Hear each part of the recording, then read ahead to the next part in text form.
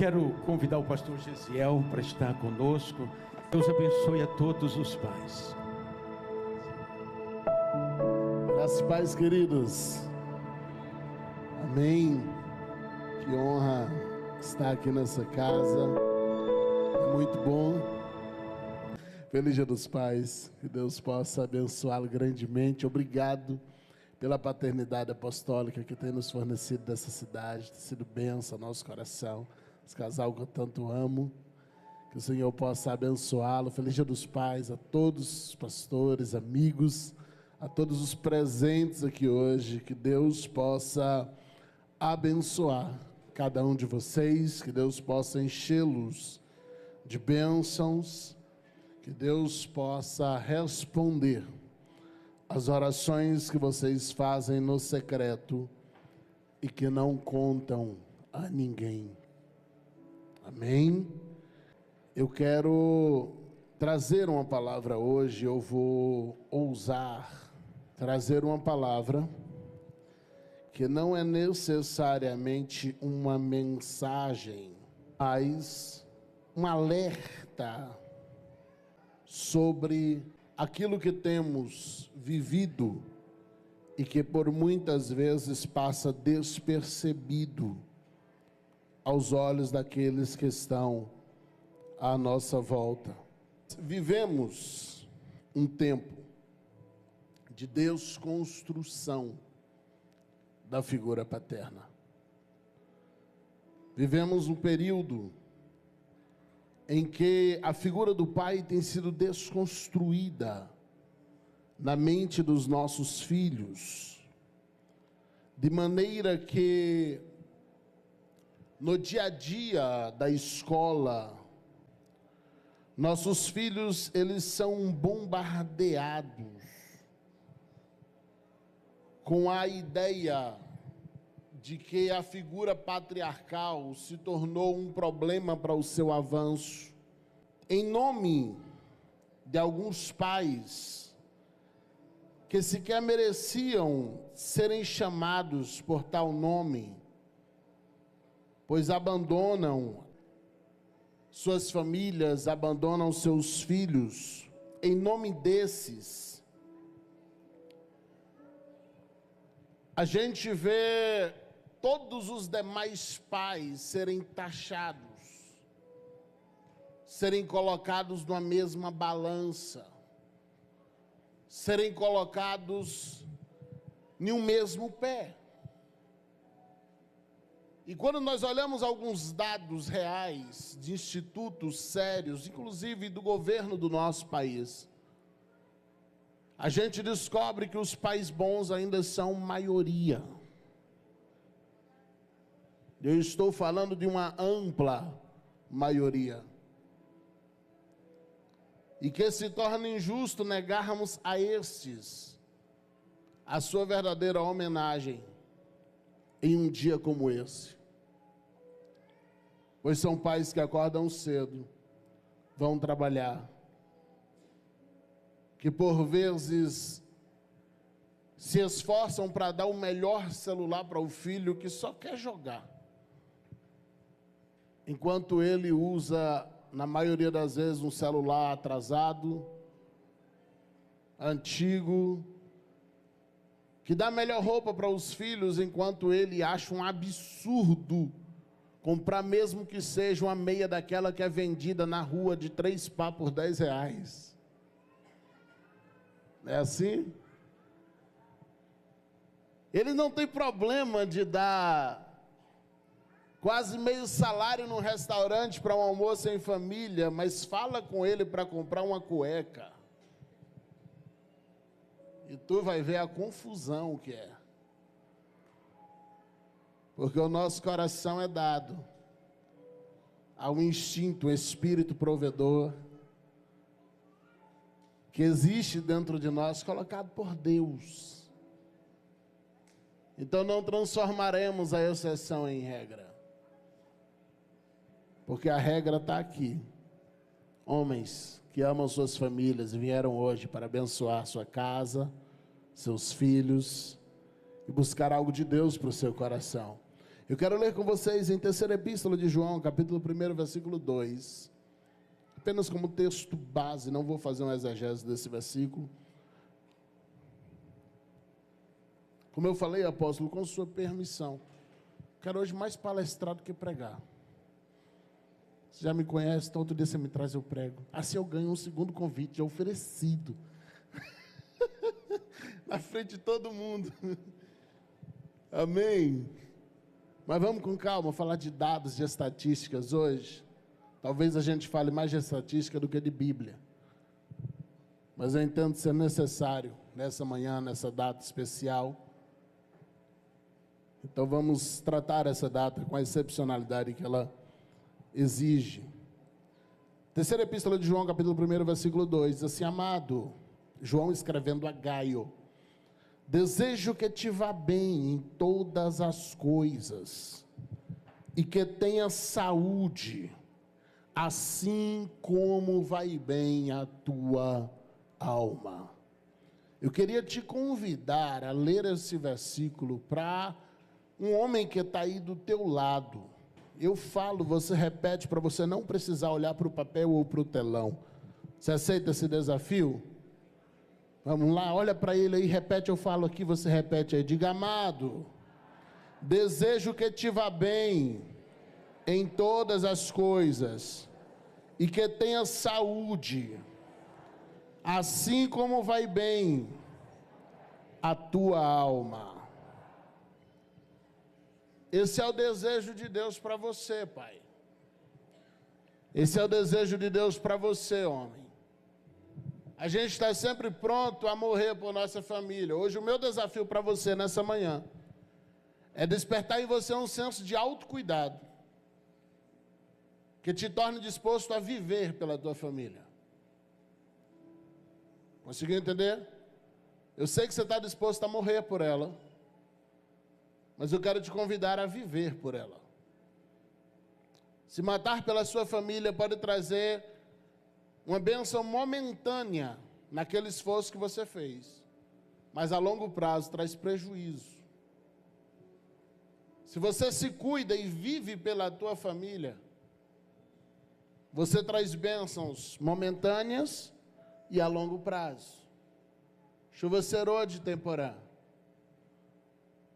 Eu busquei alguns dados, e eles são críticos, alarmantes e desesperadores. O primeiro dado que encontrei foi que homens brasileiros estão vivendo cerca de 7 anos a menos que as mulheres.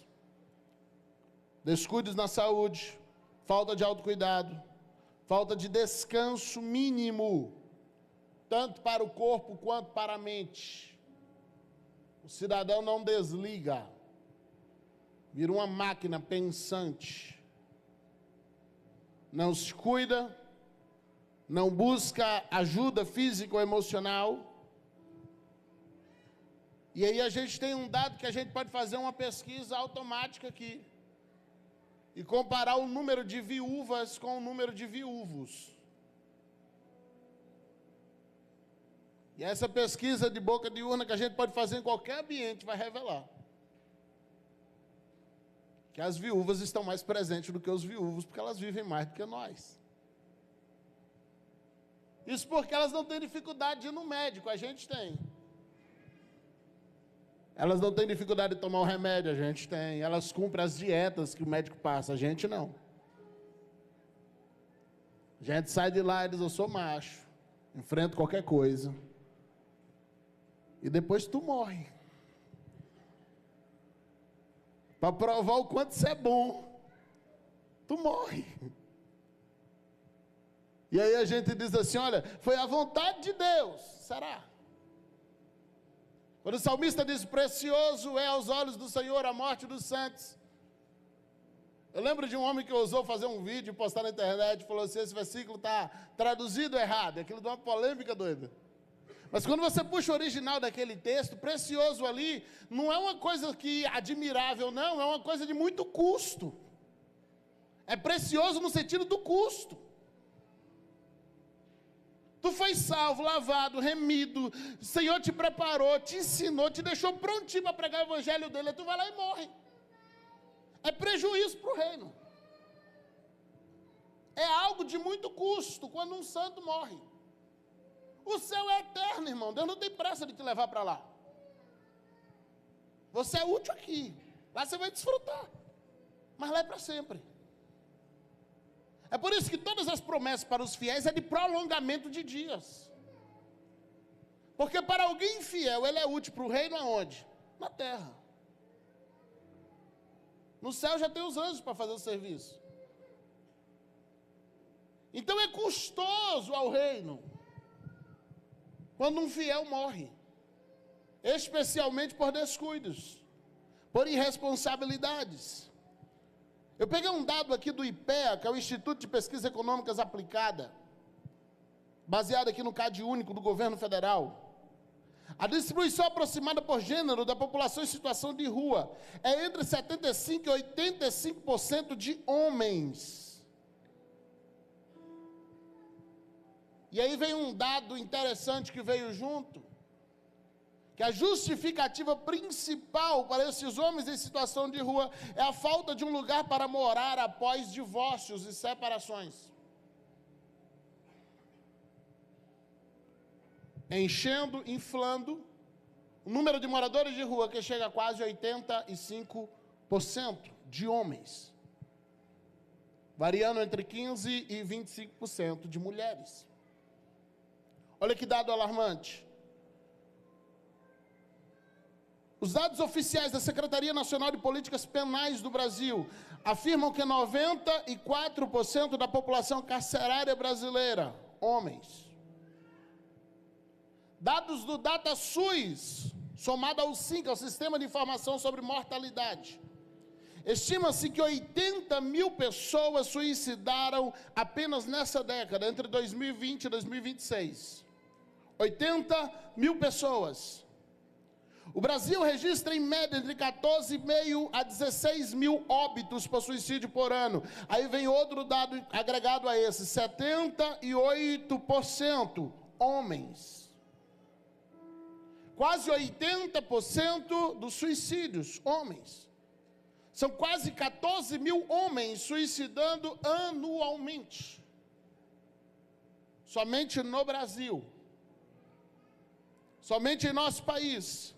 E aí qual o agravamento disso? O que está agregado a isso?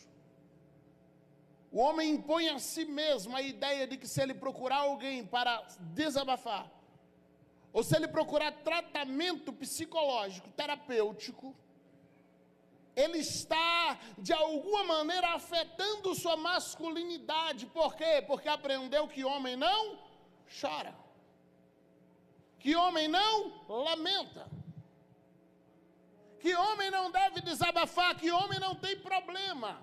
E qual a solução para isso? Morrer. A reafirmação da sua masculinidade é para provar que você é homem, tem que custar a sua vida.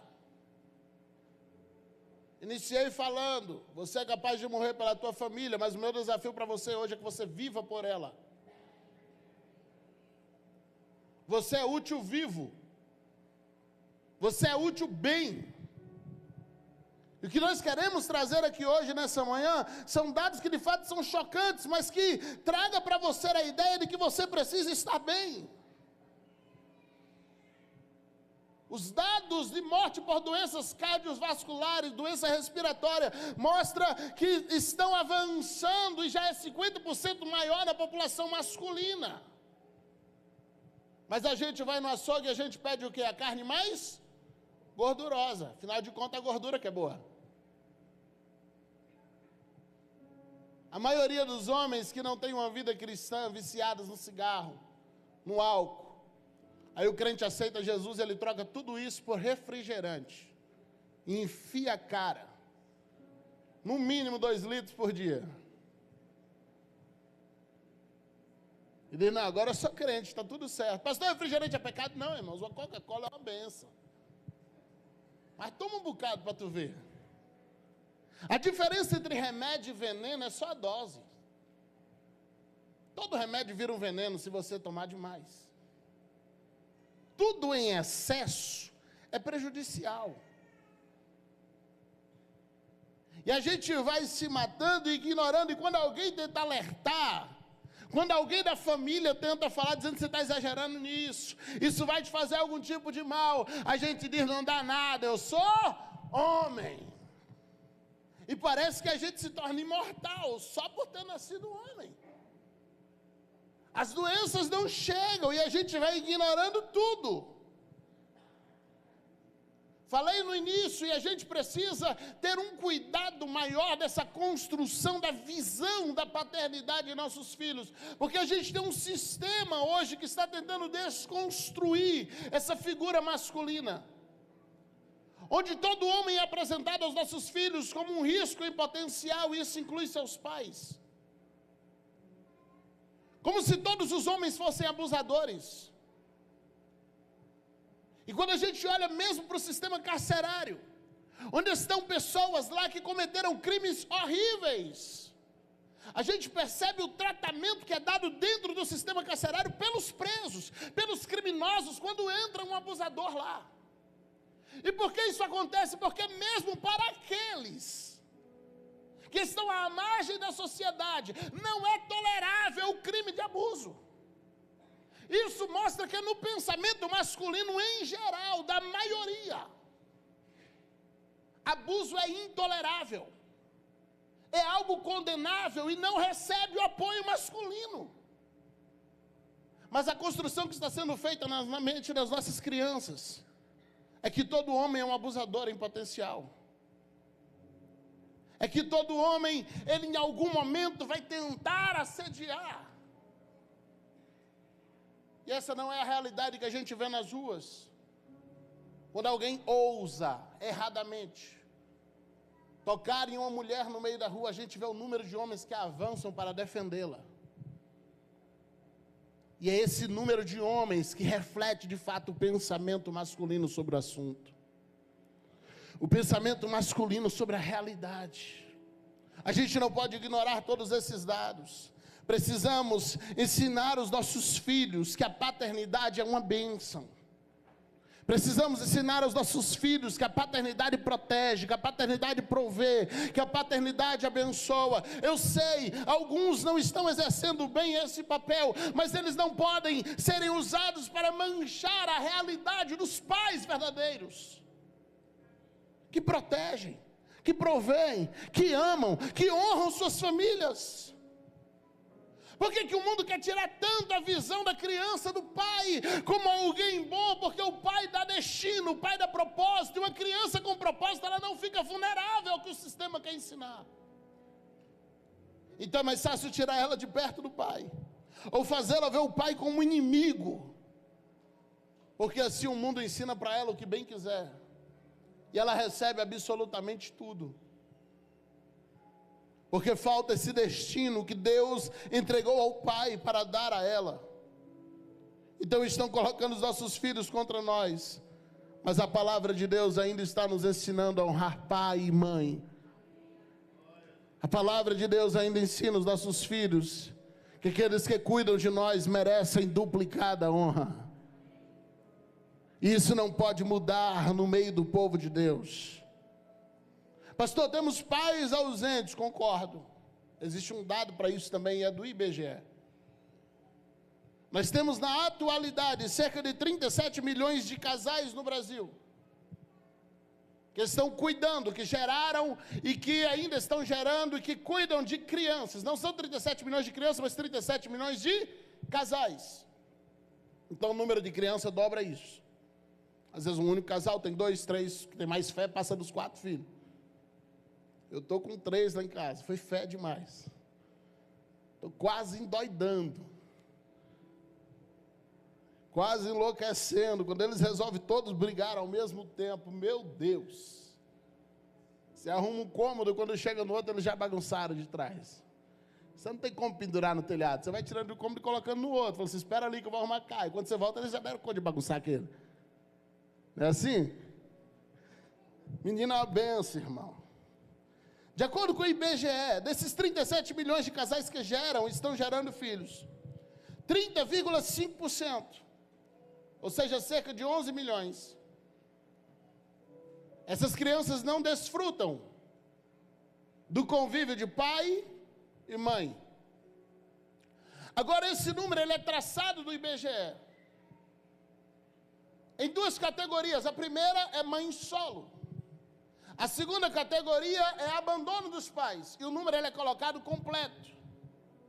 Se você espremer um pouquinho mais a pesquisa dentro do próprio IBGE, e aí a pesquisa é feita, ela só não é divulgada, você percebe que dentro desse número de 30,5%, em que a criança não convive com pai e mãe, precisa se extrair dois outros números. O primeiro deles é casos de viuvez, que tem crescido assustadoramente dentro do Brasil. O segundo deles é caso de separação, em que apesar da separação, a criança continua a ter um vínculo afetivo com o pai. Essas duas outras pesquisas que estão dentro do número de 30,5%, ela existe, mas ela não entra na divulgação. Porque precisa se inflar a divulgação do número de abandono. Então coloca-se todo o número fechado. 30,5% das crianças brasileiras não têm o pai presente. Dentro desse número precisa se excluir as viuvez, precisa se excluir os casos de separação em que o vínculo afetivo não é quebrado com a criança. A gente teria um número variando entre 11 e 15% de crianças brasileiras que de fato estão vivendo sob abandono dos pais. E é um número grande. Apesar de ser apenas 11%, podendo chegar a 15%, ainda é um número grande, gigantesco. E eu não posso de maneira nenhuma defender esses 11% aqui. Porque se você deixa de conviver com seu filho, meu irmão, a perca é tua. Se você deixa de ter um vínculo afetivo com seu filho, independentemente de separação, é você quem está perdendo um dos maiores e melhores privilégios da vida. Mas o que eu também não posso é pegar em nome desses 11 a 15% e deixar de homenagear todos os quase 90% de pais que ou criam seus filhos dentro de casa, ou mesmo após separação, mantêm o seu vínculo e responsabilidade para com seus filhos. Como eu disse no início, com base em dados do próprio IBGE, pastor Samuel, os bons pais ainda são maioria. Os bons pais ainda é uma maioria extrema, em que a gente que entendeu esse papel continua cuidando, continua zelando, continua apontando o destino, continua sendo proteção e continua sendo aquele para quem o filho sabe que pode ligar a qualquer hora do dia ou da noite, a gente vai estar lá.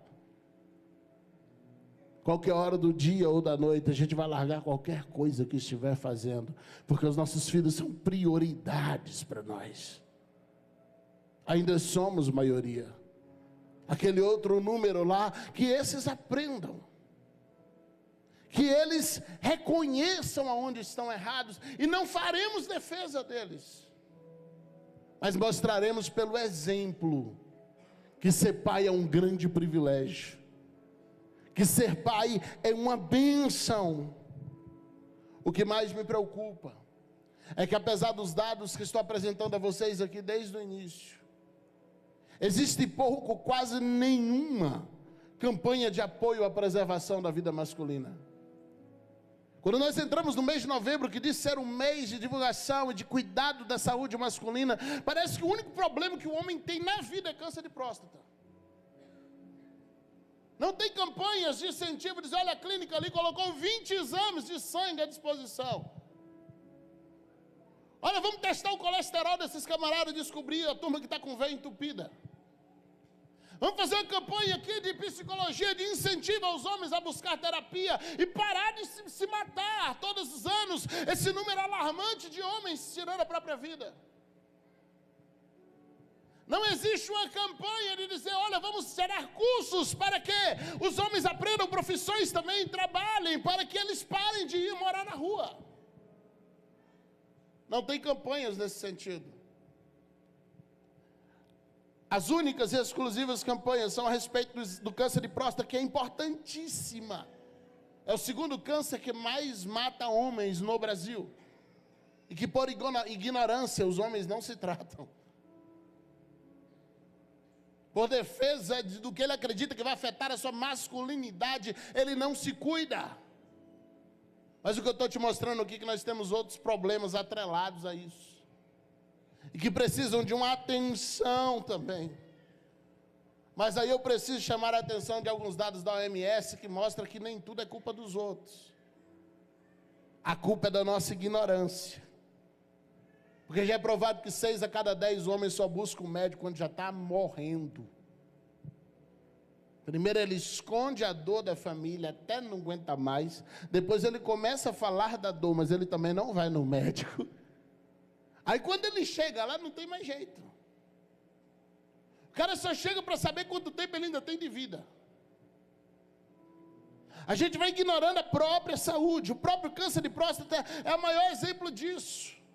Homens que estão com 50, 55, 60 anos e nunca fizeram exame de toque, porque, não, eu não vou fazer um exame que é invasível desse.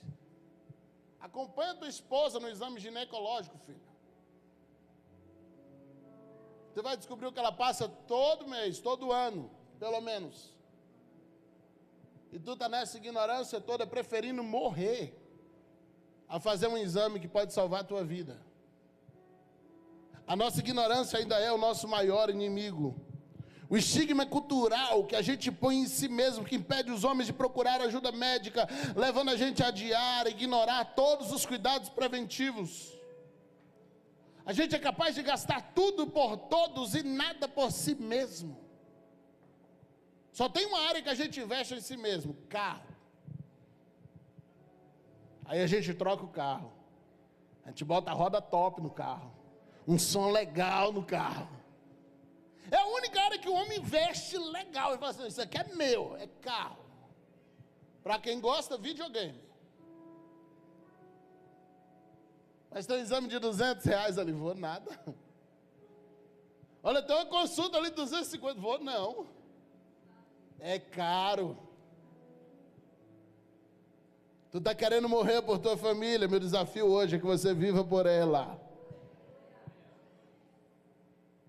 Meu desafio hoje é você perder essa síndrome de invencibilidade, de vulnerabilidade, onde eu sou invencível, onde eu não tenho fragilidades. Não, eu venço tudo, eu enfrento qualquer coisa, porque eu sou homem. Então você se sente vulnerável, inatingível. Vai viver 100 anos só porque você quer. E vai ignorando as dores, ignorando os problemas, ignorando uma coisinha e outra que vai aparecendo. E esquece que tem algo que é ainda pior do que a morte, quando você cai em cima de uma cama. Mas pastor, só morre no dia certo, concordo. O problema é como você vai viver até chegar o dia da morte. Porque tem vidas que são pior do que a morte. Jeitos de viver. Então, em nome de Jesus, se cuida. Porque se nos faltar saúde, se nos faltar o vigor, nos faltar força, nada do que a gente sabe fazer nos será útil. Meu pai tem uma frase que eu acho muito fantástica, ele diz assim: olha, idade não mata ninguém, doença sim. Se você conseguir chegar numa grande idade com saúde, meu irmão, é fantástico. Mas a doença, independentemente da idade, ela nos fere. Ela nos arranca as forças. A gente pode ignorar tudo isso. Continuar se doando, se doando, se doando, se doando. E esse é o nosso papel. Mas não é o nosso papel ignorar. Mas não podemos fazer nada, não poderemos fazer nada no futuro se não nos cuidarmos agora. Normalmente, dia dos pais, a gente vem na igreja e ouve um sermão sobre como aprender a ser pai, como cuidar de filhos. Não, hoje eu quero saber sobre cuidar de você. E por que isso, pastor? Porque o maior presente que você pode dar para a sua família é você mesmo. O maior presente que você, pai, pode dar para os seus filhos é você estar bem. É eles saber que eles podem contar com você se eles te ligarem agora. Eles saber que ele pode contar com você. Muitos pais que se separaram de seus filhos não deixaram de mandar presentes, não deixaram de mandar pensão. Mas deixa eu te dizer algo, seu filho trocaria tudo isso pela sua presença. Seu filho trocaria tudo isso pelo seu abraço, pelo seu conselho.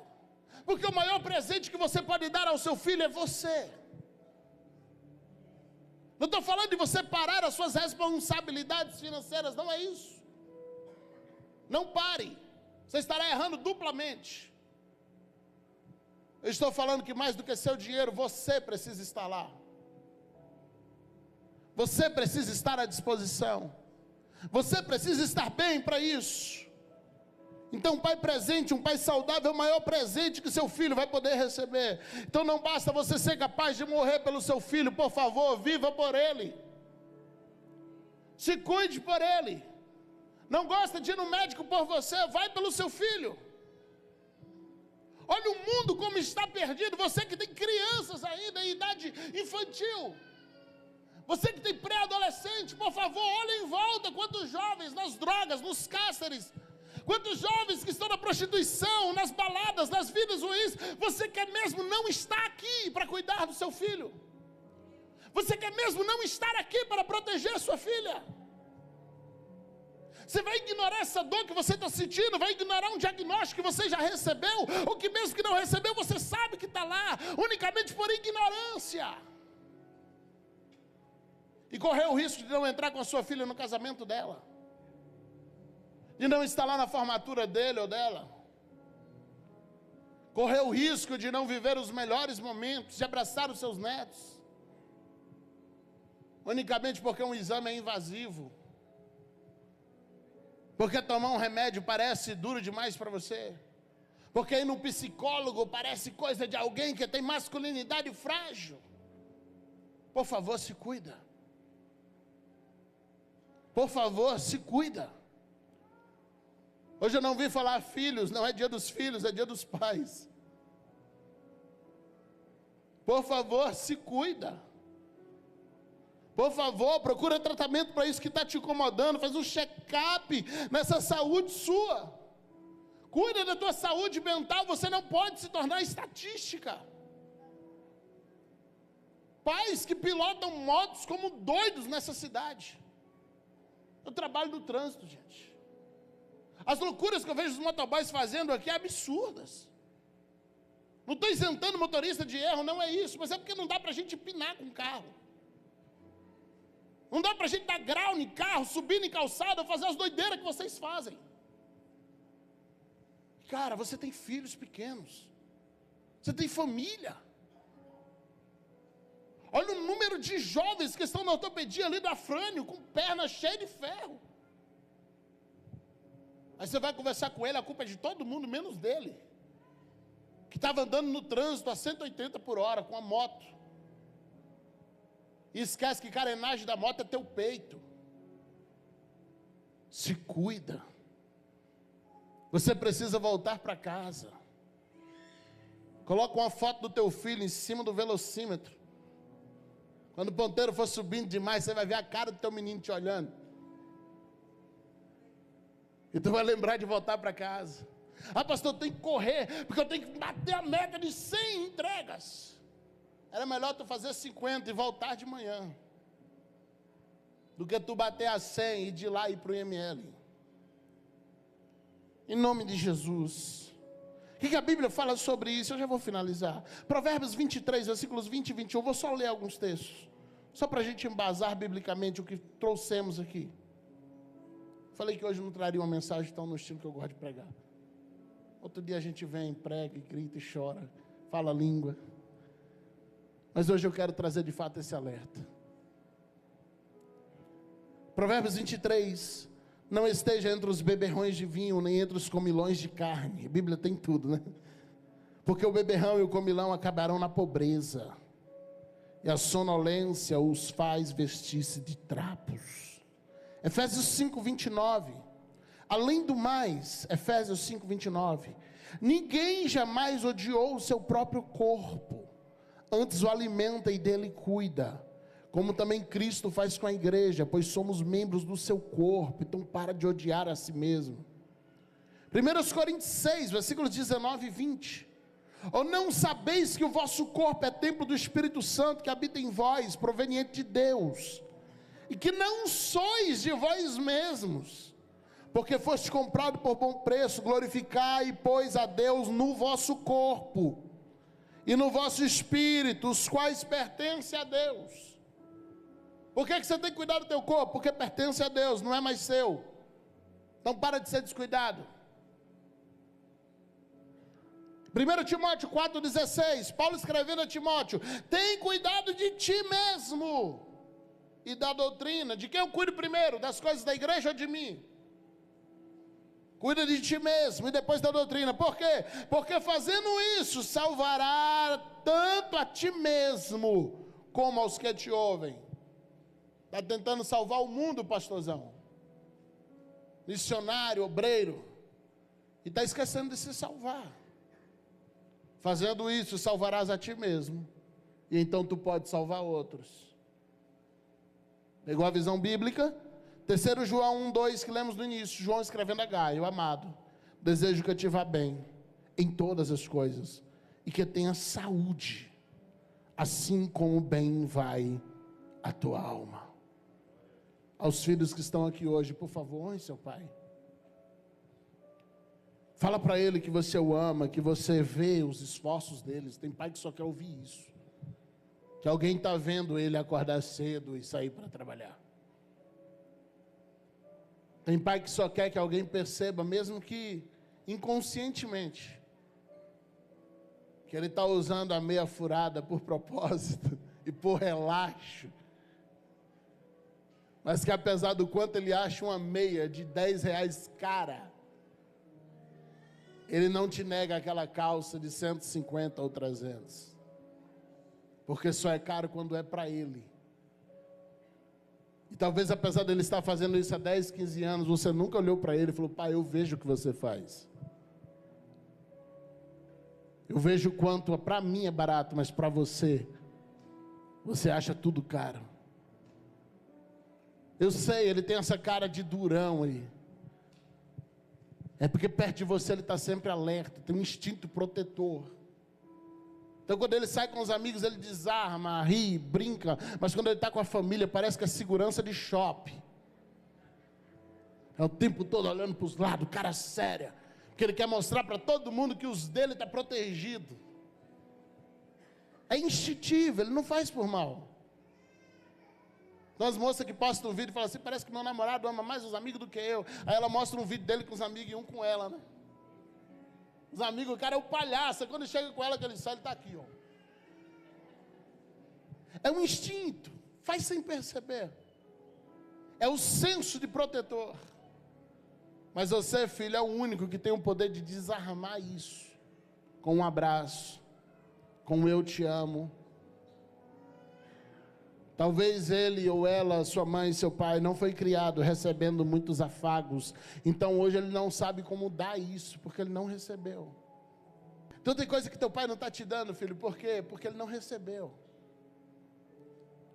Mas à medida que você for dando a ele, você vai desarmando. Quando Deus não converte o coração dos filhos aos pais, Ele converte o coração do pai aos filhos.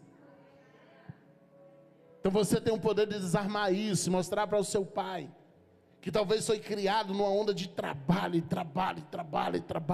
que é possível ter uma relação afetiva também de amor, de carinho, de comunhão, de amizade, que nem tudo é besteira. Você pode quebrar isso de baixo para cima. Se você está aqui hoje, e esse dia é um dia difícil para você, porque você viveu uma paternidade errada. Existem 2 erros que a paternidade pode cometer para com o filho. O primeiro é o de não dar o toque, não abraçar, não tocar, não acarinhar. O segundo erro é de tocar errado. Talvez você viveu um ou os dois erros. Ou você não recebeu esse toque de carinho, ou você foi tocado da maneira errada. Eu oro para que o Senhor te traga cura na tua alma. E que hoje Ele se revele para você como um pai. Que você possa olhar para o céu e ouvir o Senhor dizendo: eu sou teu pai. Eu cuido de você. Não vou te negar o abraço, nem vou te tocar errado, porque eu sou teu pai. Essa é a palavra de Deus para você que está aqui hoje, está ferido na sua paternidade. Se você é o pai que está aqui hoje e está vivendo uma paternidade errada para com seus filhos, por favor, esse é um bom dia para você corrigir isso. Pedir perdão, abraçar, amar. Poder olhar para o seu filho e convidá-lo para reconstruir uma história. Ressignificar algumas coisas. Eu quero orar por vocês nessa manhã. A hora já se avança e eu peço perdão por isso. Se tiver filhos e pais aqui hoje, corre lá para perto dele se você já não está. E agora você ore por ele. Agora é a hora de você dizer: Deus abençoe, Pai. Fazer o contrário do movimento diário. Seu pai está aqui. Vá para perto dele agora. Você vai abençoá-lo. Você vai orar por ele agora. Pai, eu coloco em tuas mãos todos os pais aqui presentes.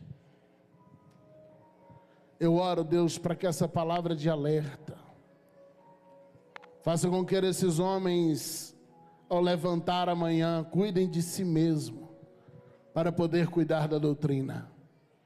Eu oro, Deus, para que tudo vá bem na saúde deles, e em todas as coisas, como está bem a alma deles. Que tudo vá bem no coração desses pais. Que tudo seja construído com amor, com alegria. Eu oro por pais que talvez cresceram sem o afeto, sem ouvir elogio, sem ouvir um eu te amo. Que o Senhor também seja por pai agora para esses pais. Não culpamos os pais deles, porque eles também não receberam. Eles só retransmitiram uma criação que para a época era considerada correta. Mas nós estamos agora, Deus, reconstruindo a geração. E levantando um povo, Deus, que vai transmitir caráter, direção para os filhos, mas também vai amar, também vai abraçar, também vai dizer que ama. Nós declaramos céus abertos sobre pais nessa manhã, Jesus. Nós declaramos, Pai, que causas pessoais serão resolvidas. E os problemas financeiros que normalmente compõem a maior parte da preocupação, que serão sanados como presente por esta data. Eu oro por abertura de porta. Eu oro, Jesus, para que o Senhor alivie as cargas de cada pai. As cargas emocionais, financeiras, as preocupações todas com tantas situações. Nos ensina a dividir essas cargas com quem divide a caminhada conosco, Pai. Nos ensine a confiar, porque o Senhor é o nosso Deus. E nós queremos te honrar hoje como Pai. Nós queremos te honrar nessa manhã, Jesus, e dizer obrigado pela tua paternidade. Obrigado pelo teu amor e o teu cuidado. Em o nome de Jesus. Amém. Amém. Deus abençoe.